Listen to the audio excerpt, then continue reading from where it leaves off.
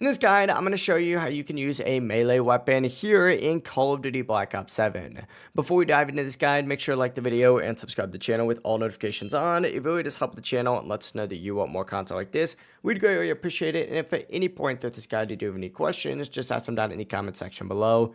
And we can help you out further. I'm going to be doing my best to reply to every single comment down there. Now first, make sure you have a melee weapon equipped on your class. You'll see it down here. But essentially, go ahead and open up your class real quickly. Check to make sure you have that melee weapon on. Whenever you do, and you're in game, simply hold down. I just died right there, ignore that. But essentially just hold down your melee button to pull out your melee weapon. On a PS4 or PS5, this is usually just circle or by clicking that right stick in. On an Xbox, it's B or that right stick. On PC, it's usually V or mouse 4. You can also set your melee weapon to cycle through your weapons. That's completely up to you. I would just recommend holding it down. That's revenge for what you did earlier, buddy. But yeah, as I was saying, I would recommend just keeping it so you hold it down so you don't accidentally switch to it. But if you do want to, open up your settings, go ahead and hit settings, and then go into controller or keyboard or mouse depending on what you're using, and go ahead and navigate to the combat tab up in the very top. Find this option that says dedicated melee weapon activation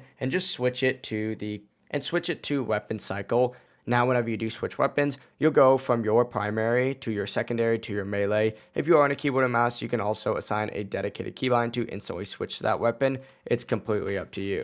But yeah, it really is as simple as that. If you guys do have any questions, just ask them down in the comment section below and we can help you out further. I'm going to be doing my best to reply to every single comment down there. And before you do leave this guide, make sure to like the video and subscribe to the channel with all notifications on. It really just helps out. We'd greatly appreciate it. Have a great rest of your day. Peace.